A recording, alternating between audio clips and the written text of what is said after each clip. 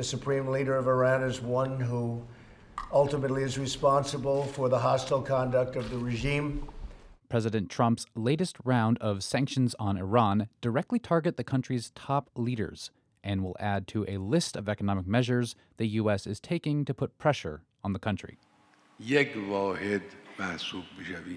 The White House is freezing any U.S.-based property, transactions, or travel associated with the office of Iran's Supreme Leader Ali Khamenei. The Treasury Department is also targeting 8 members of Iran's military leadership with similar sanctions. It's not clear how significant Khamenei's exposure to the U.S. really is, but Treasury Secretary Steve Mnuchin told reporters the move would affect billions of dollars in Iranian assets.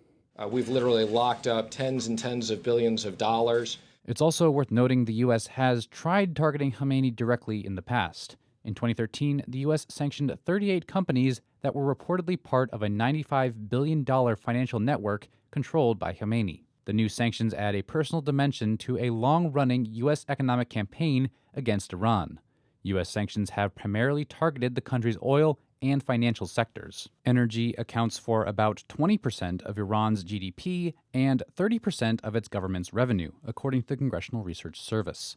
But in 2018, the U.S. announced it would leave the Iran nuclear deal and reimpose sanctions punishing anyone who did business with the country's energy sector. Iran's oil exports dropped sharply after that, from 2.1 million barrels a day to just under 1 million barrels a day. The most recent economic forecast from the country's Parliamentary Research Center indicates Iran's economy could shrink by up to 5.5% next year, due in part to U.S. sanctions. But some of Iran's main energy customers, like China, already have a limited exposure to the U.S. financial system, which makes it tough for the U.S. to tighten the oil sanctions screws any further on Iran's broader economy.